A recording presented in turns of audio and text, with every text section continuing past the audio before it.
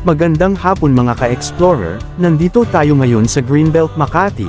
Located ito sa Ayala Center na pagmamay-ari ng Ayala Malls na real estate subsidiary ng Ayala Land.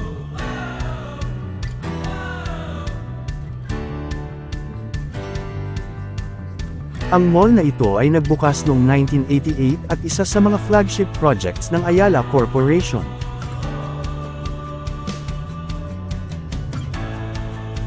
Naalala ko nung bata pa ako, madalas kami pumunta dito at mamasyal ng aking mga magulang at kaibigan. Marami ng redevelopment ang nangyari sa lugar na ito.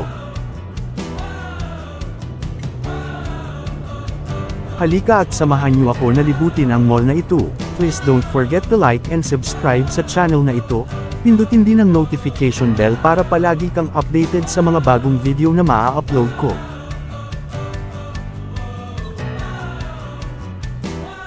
Napakaganda ng lugar na ito, may garden sa gitna ng mall na nakakadagdag ng ganda ng lugar, presko ang pakiramdam kahit nasa gitna ng syudad.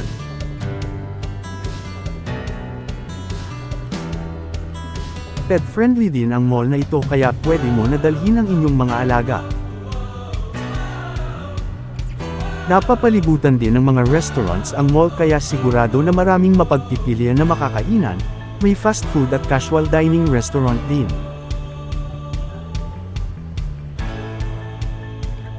Ang lawak ng Greenbelt Park na ito ay nasa 2.8 hectares.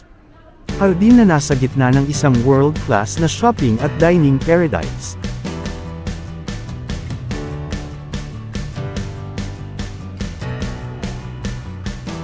Meron din silang designated smoking area sa level 1 ng Greenbelt 4 at 5, malapit sa Zen Pond.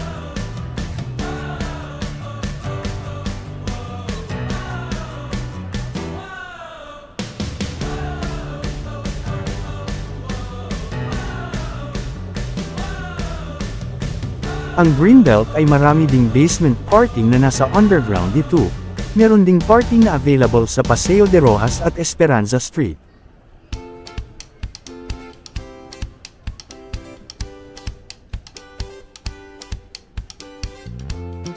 Meron din silang other amenities katulad ng free Wi-Fi for the first 1 hour, breastfeeding areas, family lounge sa Greenbelt 5, 4th floor.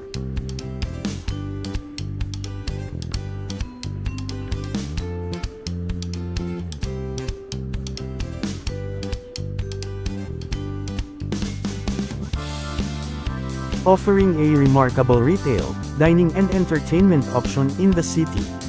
Yan ang Ayala Malls.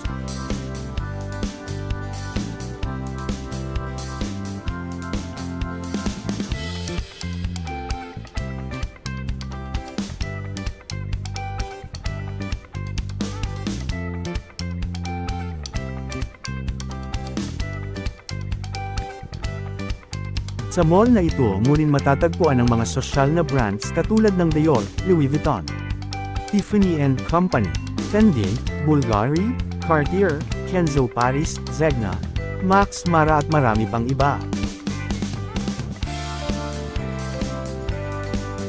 Sa sobrang ganda ng lugar na ito, hindi lamang mga Pinoy ang namamasyal dito kundi maging mga ibang lahi din.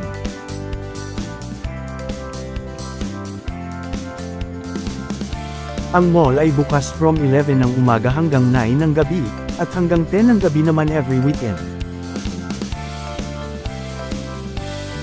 Meron ding diaper change area sa loob ng toilet, at meron ding designated toilet for PWD.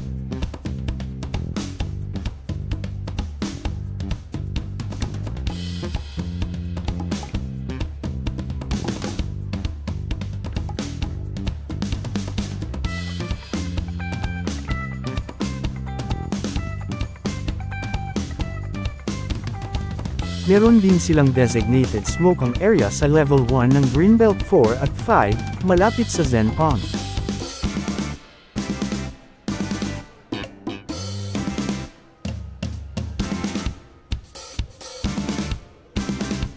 Marami ding future development ang plano sa lugar, katulad na lamang ng pag-demolish sa Paseo Steel Car Park na papalitan ng bagong complex na may hotel, office spaces, cinema complex at marami pang ibang attractions.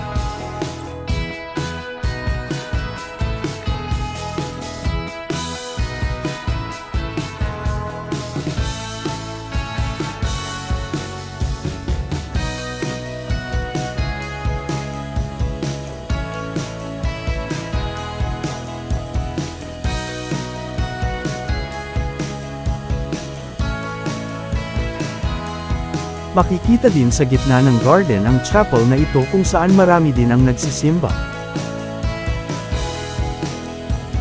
Ang Santo Niño de Paz Chapel ay isang Roman Catholic place of worship sa Greenbelt Park na ito.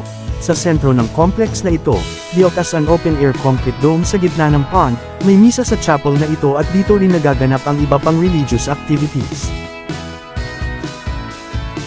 Ang complex na ito ay bahay din ng colony of well-fed cats na palakad-lakad sa paligid at sa mga walkways.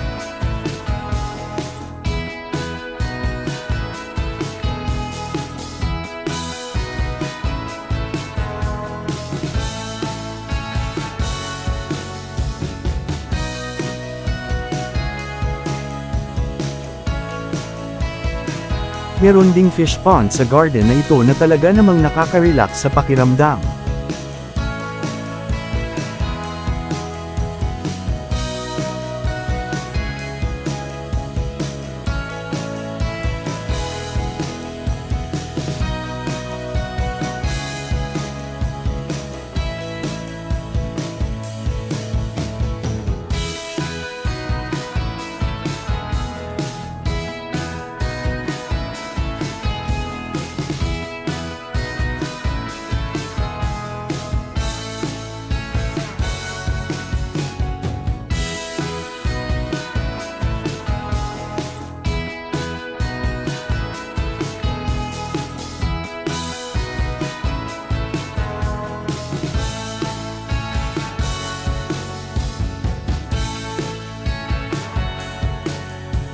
Maraming salamat sa inyong panunood. Don't forget to subscribe, like and share.